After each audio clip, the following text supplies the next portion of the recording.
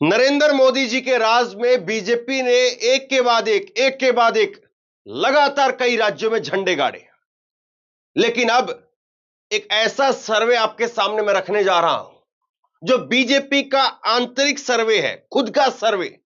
और उस खुद के सर्वे के अंदर भी बीजेपी की करारी हार हो रही है। हार नहीं, करारी हार हो रही है। और ये हार जहां पर हो रही है बीजेपी की, वो है महाराष्ट्र। वो सबसे बड़ा राज्य है जहां पर अभी 4 राज्यों के विधानसभा चुनाव में चुनाव होने हैं। महाराष्ट्र में बीजेपी ने अपना खुद का इंटरनल सर्वे करवाया है और इंडियन एक्सप्रेस अखबार के अंदर रिपोर्ट छपी है। इंडियन एक्सप्रेस अखबार में अगर कोई रिपोर्ट छपी है तो इसका मतलब यह है कि आप मान सकते हैं कि हां, वो रिपोर्ट सही है। तो बीजेपी का इंटरनल सर्वे महाराष्ट्र में बीजेपी को कितनी सीट दे रहा है, यह आपको देखना चाहिए। बीजेपी जीत तो नहीं पा रही है, हार रही है, और वो भी करारी हार हो रही है। लेकिन सबसे पहले इस इंटरनल सर्वे के अंदर बीजेपी ने जो पूछा है लोगों से कि क्या हमें करना चाहिए, वो पहले मैं आपको दिखा देता हूं और उसके बाद में नंबर अंक गणित के हिसाब से फिर आपको बताएंगे कि कितनी कितनी सीटें बीजेपी को आ सकती हैं। बीजेपी ने जो सर्वे के अंदर मानक तय किए, उसमें पूछा कि शिंदे गुट के साथ में हमारा प्रदर्शन कैसा रहेगा। ये वो सवाल है जो बीजेपी ने लोगों से किए हैं। बीजेपी अगर अकेले चुनाव लड़ती है तो प्रदर्शन कैसा रहेगा। अजीत पवार के साथ में गठबंधन जारी रखा जाए या नहीं जारी रखा जाए। ये 3 बड़े पहलू बीजेपी ने अपने आंतरिक सर्वे के अंदर लोगों के सामने रखे।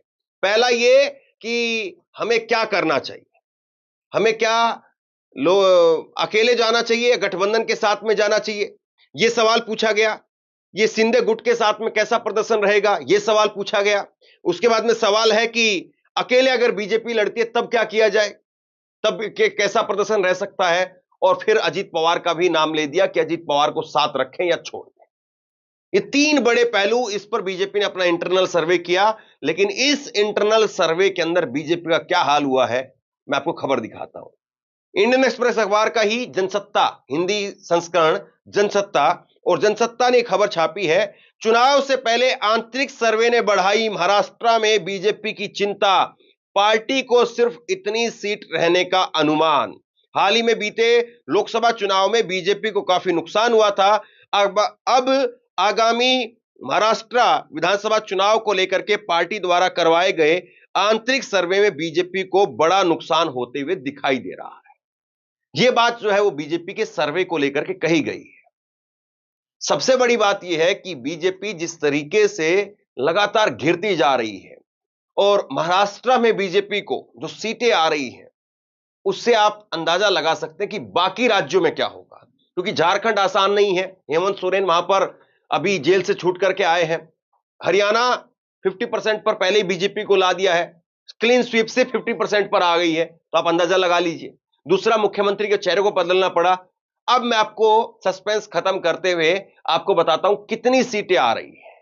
खबर आपकी स्क्रीन पर है। खबरें हैं कि मुख्यमंत्री एकनाथ शिंदे को भाजपा की मदद से सत्ता में लौटने का भरोसा है, जबकि न्यू इंडियन एक्सप्रेस की रिपोर्ट के अनुसार भाजपा अपने प्रदर्शन को लेकर के चिंतित नजर आ रही है। रिपोर्ट के मुताबिक भाजपा की तरफ से कराए गए आंतरिक सर्वे संकेत दे रहे हैं कि पार्टी 288 विधानसभा सीटों में से सिर्फ 55 से 65, ध्यान से सुनिए, 55 से 65 सीटों पर जीत हासिल कर सकती है, जबकि 2014 में आंकड़ा 122 और 2019 में 105 विधायक थे। तो बीजेपी 50% भी नहीं बच पा रही है। 55 से 65 सीटें सिर्फ बीजेपी के पास में आ रही है, और बीजेपी के पास में 55 से 65 का मतलब यह हुआ कि बीजेपी की सरकार भी बननी संभव नहीं है। क्योंकि बीजेपी ही जब वहां पर 55 से 65 आ गई है, तो एकनाथ शिंदे कितना आएंगे और बाकी अजीत पवार क्या आएंगे, आप अंदाजा लगा सकते हैं। और जिस तरीके से लोकसभा चुनाव में 48 में से 30 सीटें इंडिया गठबंधन के पास में गई थी, उसी से आप अंदाजा लगा लीजिए कि विधानसभा में भी वही स्थिति दिखाई दे रही है। वही स्थिति विधानसभा के अंदर दिखाई दे रही है, और 50% से ऊपर 50% से ऊपर इंडिया गठबंधन आसानी से सीटें प्राप्त करता हुआ दिखाई दे रहा है। यानी पूर्ण बहुमत की इंडिया गठबंधन की सरकार बनती हुई दिखाई दे रही है। और यह कोई आज तक चैनल का सर्वे नहीं है, एबीपी न्यूज का सर्वे नहीं है, यह खुद भाजपा का इंटरनल सर्वे है, आंतरिक सर्वे। और हर पार्टी अपना इंटरनल सर्वे करवाती, हर पार्टी अपना आंतरिक सर्वे करवाती। और आंतरिक सर्वे के अंदर भी अगर बीजेपी की यह हालत है, तो अब भले ही कितनी ही चीनी डाल करके, कितना ही गुड़ डाल करके, कितना ही मिठास डाल करके आपको कोई चैनल कुछ भी बताए, आप इस सर्वे से यह अंदाजा लगा लीजिए। और इसी तरह से मैंने आपको हाल ही में साकाल जो न्यूज़पेपर है, वहां पर महाराष्ट्र का स्थानीय पेपर, बड़ा अखबार है, हर जिले में रिपोर्टर है, साकाल का सर्वे मैंने आपको दिखाया था। और साकाल के सर्वे में भी बीजेपी की हालत खस्ता थी और वहां पर भी बीजेपी की सरकार बनती हुई नहीं दिखाई दे रही थी। और अब वही बात बीजेपी के इंटरनल सर्वे में आई है। आप अंदाजा लगा सकते हैं कि बीजेपी की इस वक्त में कितना डाउनफॉल होता हुआ दिखाई दे रहा है। जो बीजेपी एक के बाद एक तमाम राज्यों में अपने झंडे गाड़ती चली गई थी, अब वहां पर सुपड़ा साफ होता हुआ बीजेपी का नजर आ रहा है। 4 राज्यों में से बहुत सारे लोग ये कह रहे हैं कि 4-0 से बीजेपी का सुपड़ा साफ हो सकता है। यानी किसी भी राज्य में बीजेपी की सरकार बनने के चांस नजर नहीं आ रहे हैं, हरियाणा में, झारखंड में, महाराष्ट्र में और जम्मू कश्मीर में। तो ऐसे में बीजेपी, नरेंद्र मोदी, उनकी कुर्सी कितनी बचेगी, यह भी अपने आप में एक बड़ा सवाल है। साकाल के सर्वे में क्या कहा गया, तो साकाल का सर्वे जो है वो आपके सामने है, महाराष्ट्र के न्यूज़पेपर साकाल का सर्वे, जिसमें कहा गया कि महाविकास आघाड़ी को 48.7% वोट मिलता हुआ दिखाई दे रहा है, महायुति को 33.1% वोट शेयर मिलता हुआ दिखाई दे रहा है, जिनका कोई मत नहीं है 4.9% उनको मिल रहा है। यानी जो ये कह रहे हैं कि हमें कोई मतलब नहीं है। शिंदे गुट को 37.2% वोट मिलता हुआ दिखाई दे रहा है, बीजेपी को 22.9% वोट मिलता हुआ दिखाई दे रहा है। एनसीपी, शरद पवार की पार्टी, उनको 8.7 वोट मिलता हुआ दिखाई दे रहा है। ये अजीत पवार की पार्टी, शरद पवार नहीं। साकाल का ये सर्वे अपने आप में बीजेपी के मुंह पर करारा तमाचा था। साकाल के इस सर्वे में 48% वोट महागठबंधन के पक्ष में गया। इसी से पूरी लाइन खिंच गई कि बीजेपी यहां पर कहीं नहीं है, बीजेपी गठबंधन कहीं नहीं है। और अब बीजेपी के खुद के सर्वे ने इस पर मोहर लगा दी है। सोचिए कि इतना कुछ हो रहा है और उसके बावजूद बीजेपी अभी भी महंगाई, बेरोजगारी, इन तमाम मुद्दों पर, नरेंद्र मोदी इन तमाम मुद्दों पर काम करते हुए नहीं दिखाई दिए हैं। अभी भी वही कि राहुल गांधी ये, राहुल गांधी वो, कांग्रेस पार्टी ये, कांग्रेस पार्टी वो, जाति जनगणना के बारे में, राहुल गांधी की जाति के बारे में, इस तरह के टॉपिक पर काम किया जा रहा है।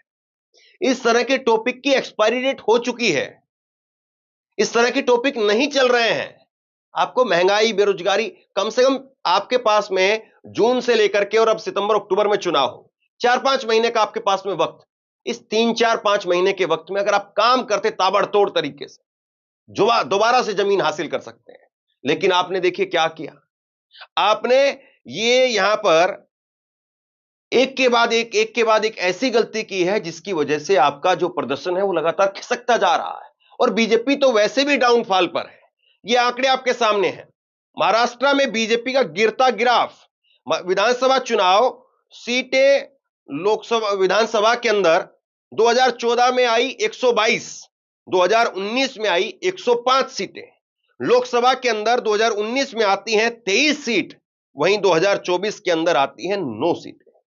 तो ये गणित, ये सीटें, ये आंकड़े बीजेपी के लिए एकदम आंखें खोलने वाले हैं, अगर बीजेपी जमीन तो देखना चाहती है तो। और अगर बीजेपी को लगता है कि नहीं अभी भी पार्टियां तोड़ करके काम चल जाएगा, विधानसभा चुनाव में ये नहीं चल पाएगा। विधानसभा चुनाव में यह भी नहीं हो पाएगा कि आप हेलीकॉप्टर लेकर के और विधायकों को लेकर के गुवाहाटी उड़ जाएं जैसे पहले आपने किया, तो वो नहीं। अब सवाल यह है कि अगर इस आंतरिक सर्वे को सच मान लिया जाए तो बीजेपी कहीं नहीं है। और बीजेपी कहीं नहीं है, इसका मतलब यह है कि महाराष्ट्र से अगर बीजेपी का सुपड़ा साफ हो रहा है तो बाकी राज्यों में उम्मीद वैसे ही शून्य हो जाती है। और अगर फिर ऐसा हुआ तो सवाल फिर यह भी उठेगा कि मोदी की कुर्सी कितने दिन तक बचेगी, क्योंकि महाराष्ट्र में अगर एकनाथ शिंदे की कुर्सी गई तो एकनाथ शिंदे के सांसदों के ऊपर जो पकड़ है वो भी चली जाएगी। अजीत पवार सांसद है नहीं, एक ही सांसद है, लेकिन लोकसभा में राज्यसभा में मिलाकर के जो भी है उनके पास सब चला जाएगा। और ऐसे में करीब 8 सांसद लोकसभा के और राज्यसभा के सांसद मिलाकर के एक बड़ा अमाउंट जो है वो इंडिया गठबंधन के खाते में जुड़ जाएगा और इंडिया गठबंधन की संख्या बीजेपी के 240 के आंकड़े से सहज रूप से ऊपर चली जाएगी। और ऐसे में फिर प्रेशर फिर दोबारा से नीतीश और नायडू फिर और बढ़ेगा। मोदी जी को फिर अंततोगत्वा नीतीश और नायडू के लिए और ज्यादा झोले खोलने पड़ेंगे और आखिरी में प्रेशर फिर आ जाएगा बीजेपी के ऊपर और फिर बाकी राज्यों से भी सांसद भाग सकते हैं। तो कुल मिलाकर के चुनाव नहीं है, यह नरेंद्र मोदी जी की कुर्सी का लिटमस टेस्ट है कि नरेंद्र मोदी की कुर्सी कितने दिनों तक सेफ है। और जिस तरीके से ये आंकड़े आ रहे हैं, मैं एक बार आपको 2019 के आंकड़े दिखा देता हूं। 2019 में बीजेपी को 105 सीटें आई थी, आज 55 सीटों का अनुमान बताया जा रहा है।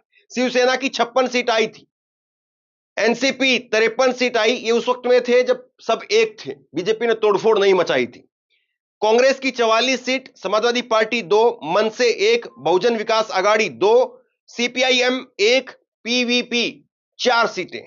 तो ये 2019 की विधानसभा के आंकड़े हैं। और उसके बाद में जब बीजेपी ने तोड़फोड़ मचा दी, उसके बाद के आंकड़े देखिए। शिवसेना और एनसीपी टूटने के बाद में महायुति यानी एनडीए वो 218 पर चला गया, बीजेपी 106 पर, शिवसेना शिंदे 40, एनसीपी अजीत पवार 40, बीवीए 3, पीजेपी 2, मन से 1, आरएसपी 1, पीडब्ल्यूपी 1, जेएसएस 1, निर्दलीय 12, महाविकास आघाड़ी 78 पर, कांग्रेस 44, एनसीपी शरद पवार 13, शिवसेना उद्धव ठाकरे 16, माकपा 1, एसडब्ल्यूपी 1, निर्दलीय 1, अन्य सपा 2, मजलिस 2 और रिक्त 1। तो ये अभी की स्थिति है। बीजेपी ने जब हर पार्टी के अंदर तोड़फोड़ मचा दी, तब जाकर के ये बीजेपी के पास में आंकड़े आए।